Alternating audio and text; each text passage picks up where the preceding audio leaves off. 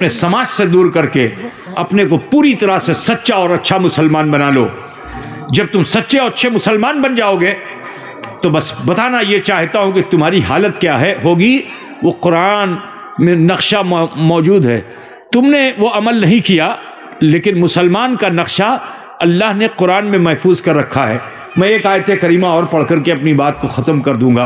अल्लाह ताला इरशाद फरमाता है कि मुहम्मदुर रसूलुल्लाह वल्लज़ीना माहु अशिद्दाउ अलल कुफ़्फ़ार रहमाउ बैनहुम तराहुम रुक्कन सुज्जदन यब्तगून फज़लन मिनल्लाहि व रिदवाना सीमाहुम फी वजूहिहिम मिन असरि सुजूद इला आखिरी। कि मोहम्मद सल्लल्लाहु अलैहि वसल्लम और उनके मानने चाहने वाले आप काफिरों पर शिद्दत पसंद है और आपस में भालोबासा है। ज़रा सोचो, आज ज़रा ज़िंदगी के शब रोज़ पे तुम नज़र डालो कि जो काफिर है हम उससे भालोबासा रखते हैं, जो अपना है उसको दूर किए हुए हैं। बिल्कुल उल्टा जीवन है हमारा कि नहीं? लेकिन तुम्हारी छवि कुरान में कैसी है उसे समझो। तुम्हारे बाप दादाओं की छवि कुरान में कैसी है, आने वाली नस्लों की छवि कुरान में कैसी उसे समझो।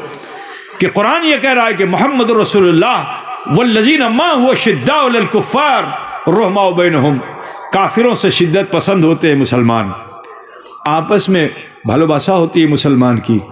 और मुसलमान वो होते हैं कि जो सिर्फ मस्जिद बना के छोड़ नहीं देते, मस्जिद बना के एक तल्ला दो तल्ला बना के छोड़ नहीं देते मुसलमान। मस्जिद बने या ना बने, लेकिन मस्जिद की जगह पे बाजमात नमाज जरूर अदा करते हैं। छप्पर हो या छप्पर ना हो, बिल्डिंग हो या बिल्डिंग ना हो, मुसलमान नमाज से कभी पीछे नहीं होता। कुरान में तुम्हारी छवि ये है कि तराहुम रुक्कन सुज्जदन यब्तगून फज़लन मिनल्लाहि व रिदवाना, तुम्हें देखा जाता है कि तुम रुकू की हालत में होते हो। मुसलमान किस हालत में होता है? रुकू की हालत में होता है। तराहुम रुक्कन सुज्जदन, और सजदे की हालत में होता है। और रुकू सजदे में क्या ढूंढता है? अल्लाह का फजल ढूंढता है। बकरी नहीं ढूंढता, खच्चर नहीं ढूंढता, टका पैसा नहीं ढूंढता, बुझते चिन्ना क्या ढूंढता? अल्लाह का फजल। और जो मोमिन अल्लाह का फजल ढूंढ करके सजदे से सर उठाता है तो कुरान तुम्हारे चेहरे की सुंदरता बयान कर रहा है।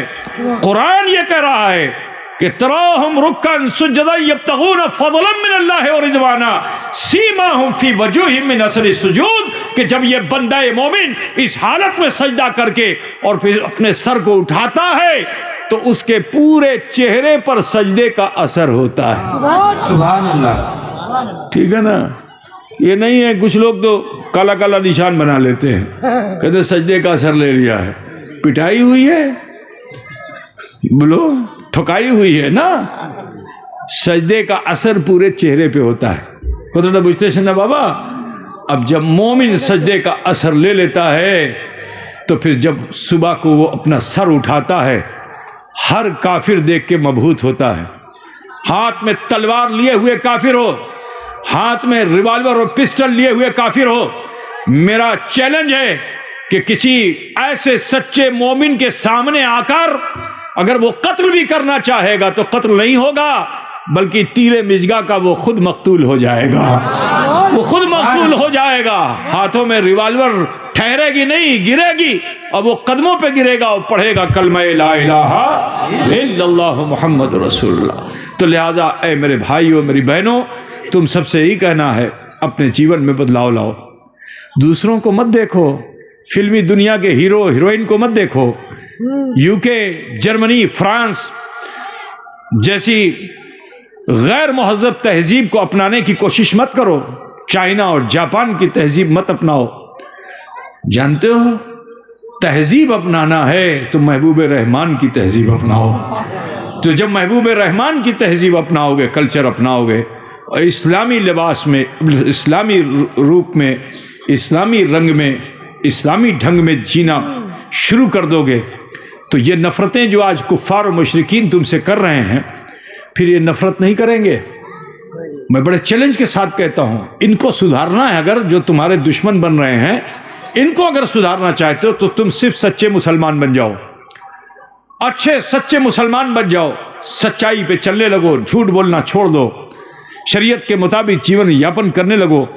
आज भी हिंदुस्तान की मिट्टी बड़ी नरम है, इतना आप समझ लो। 80,000 एक वक्त में इस्लाम लाने वाली ये कौम है। हम ख्वाजा तो नहीं है लेकिन गुलाम ख्वाजा हैं, हम गौस तो नहीं है लेकिन गुलाम गौस हैं, हम और वली तो नहीं है लेकिन गुलाम औलिया हैं।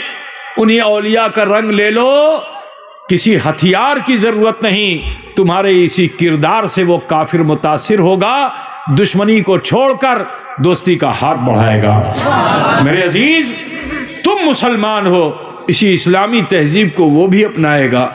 हिंद की मिट्टी आज भी नरम है, आज भी इसमें नरमी है, इसे जैसे चाहो दुरुस्त कर सकते हो, लेकिन दुरुस्त करने के लिए ज़रूरी है कि तुम सबसे पहले अपने को दुरुस्त कर लो। अपने घरों में इस्लामी माहौल को बनाओ।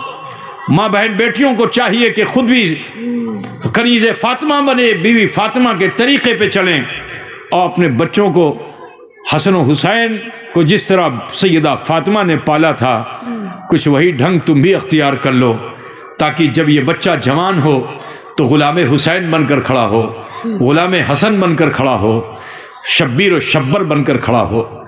ऐ अजीज़ों, आपसे कहना है कि आप अपने समाज की बुराइयां दूर कीजिए और इस्लामी तहजीब और कल्चर को राइज करने की कोशिश कीजिए।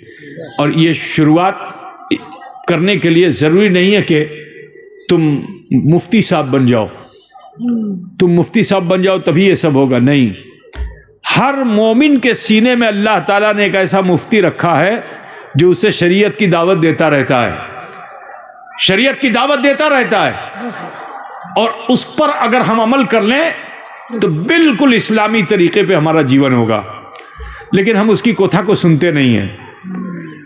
जैसे मिसाल के तौर पर किसी के सामने शराब का प्याला खुदा न खास्ता रखा हुआ है, तो दिल क्या कहेगा? ना ना ना, इसको पान करबे ना। बहुत हल्की सी आवाज होगी, फौरन ही इसी दिल के पास से एक आवाज और आएगी, अल्प अल्प ये नहीं ना, टेस्ट देखें, टेस्ट ठीक है ना। तो फौरन ही यहीं से दिल से आवाज आती है। तो अगर तुम दूसरी आवाज पे अमल करोगे तो गुमराह हो जाओगे, पथ भ्रष्ट हो जाओगे, लेकिन पहली आवाज पे अगर अमल करोगे तो यही शरीयत होगी। हर मोमिन के पास शरीयत है। अफसोस कि हमने कभी उस तरफ ध्यान नहीं दिया। हमारे दिल में अल्लाह ताला ने हमारे दिल ही को मुफ्ती बना के रखा है। वो रोकता है कि देखो झूठ मत बोलो, वो रोकता है कि देखो सूदखोरी मत करो, वो रोकता है कि देखो लॉटरी मत लो, लेकिन लालच और लोभ तुम्हें उस काउंटर पे पहुंचा देती है और फिर तुम बुरे काम को करने पे आमादा हो जाते हो। नहीं है मुसलमानों, आप सबसे कहना है कि अपने दिल की पहली आवाज पे अमल करो, यही शरीयत है। इंशाअल्लाह ताला 99.9% आप बिल्कुल राइट होंगे अगर आप अपने दिल की पहली आवाज को सुनेंगे। ठीक है, इस्लाम वो मजहब है कि जो तुम्हें दिल की आवाज से करीब करता है, लेकिन अफसोस है कि हमारा नफ्स हमें गलत राह पे डाल देता है। तो लिहाजा आप सबसे कहना है अपनी तहजीब बदलिए, अपना मुआशरा बदलिए, अपने कल्चर को बदलिए। और बदलने की सूरत मस्जिद है। सोसाइटी को चेंज करने के लिए, अच्छे समाज को बनाने के लिए बेहतरीन जगह मस्जिद है। अगर 5 वक्त आप डिसिप्लिन के साथ मस्जिद में आने लगो, तुम्हारे समाज के झगड़े खत्म हो जाएंगे। नमाज के बाद मुसाफा करना है, एक वक्त नहीं मिलोगे, दूसरे वक्त नहीं मिलोगे, तीसरी वक्त तो मन चाहेगा कि अब मिल लो। बात समझे ना? 5 वक्त में एक वक्त वो आएगा कि आप खुद उसकी तरफ रुजू हो जाओगे, वो तुम्हें माफ कर देगा, तुम उसे माफ कर दोगे। समाज के झगड़े आज जो फैले हुए हैं उसकी एक वजह है कि मस्जिद बना ली है, आबाद नहीं की है। तो आप सबसे कहना है कि मुसलमानों 5 वक्ता नमाजें बाजमात पढ़ने लगो। हमारी बहन बेटियों के समाज में जो आज झगड़े हैं कि सास बहू के झगड़े, ननद भौजाई के झगड़े क्यों हैं? क्योंकि नमाज नहीं है। अगर मुसल्ले बिछने लगें तो मेरा यकीन ये कहता है कि इस मुसल्ले का असर उनके दिलों पे होगा और दिलों की नफरतें दूर हो जाएंगी। फिर एक दूसरे की इज्जत और तौकीर करना शुरू कर देंगी ये माँ बहन बेटियाँ भी। तो लिहाजा आप सबसे कहना है कि अगर चाहते हो कि वो इस्लाम जो जनाब मोहम्मद रसूलुल्लाह सल्लल्लाहु अलैहि वसल्लम ने हमें क़यामत तक के लिए दिया है, इस इस्लाम की पद्धति को हम आम करें, सिर्फ खुद अमल ना करें बल्कि हमारे अमल से दूसरा, हमारे अमल को देखकर दूसरा भी अमल करने लगे, तो अम्र बिल मारूफ और नही अनिल मुनकर पर आपका अमल हो जाएगा। हमें उम्मीद है कि इंशाअल्लाह ताला आप तमाम ही ख़वातीन और हज़रात अपने अंदर बदलाव लाने की कोशिश करेंगे। अब न बदलोगे तो कब बदलोगे? मारे जा रहे हो, काटे जा रहे हो, जलील किए जा रहे हो, रुसवा किए जा रहे हो, अब न बदलोगे तो कब बदलोगे? अल्लाह ताला ने तुम्हें मौका दिया है, ये जालिम और जाबिर हुक्मरान जो मुसल्लत किए गए हैं इसलिए ताकि तुम्हें खौफ पैदा हो। ठीक है ना? कभी कभी देखो कोई बकरी होती है, बड़ी सरकश होती है, बड़ी सरकश होती है ना, सींग मारती है, ये करती है, लेकिन एक कोई कुत्ता सामने आ जाए और भौंकने लगे तो बोलो बकरी डरती कि नहीं डरती है? उसको भय लगता है कि नहीं लगता है? अरे बोलो भाई, देखा है ना, बड़ी कूदने उछलने वाली बकरी थी, आग भावों से कुत्ते ने किया। अब जो भाव से कुत्ते ने किया तो वो भयभीत हो जाती है। तो सुनो, ये जो कुत्ते तुम्हारे सामने डाले गए इसलिए ताकि तुम में भय पैदा हो, कुत्तों का भय नहीं, अल्लाह का भय पैदा हो। कुदरत बुझते तुम, क्योंकि तुम जानवर नहीं हो, इंसान हो। कुत्तों का भय नहीं है तुम्हें अल्लाह का, रहमान का भय अपने दिलों में पैदा कर लो और अपनी इस्लाह कर लो। इंशाअल्लाह ये दुनिया भी अच्छी होगी और आखिरत भी बेहतर हो जाएगी। बस चलते चलते मैं आप सबसे कहना चाहूँगा, हमसे और आपसे बड़ी ख़ताएँ गलतियाँ हुई हैं। आज इसी समय आओ हम सब मिल करके तय कर लें कि अब बुराई की तरफ हम एक कदम भी आगे नहीं बढ़ाएंगे। अब जो जीवन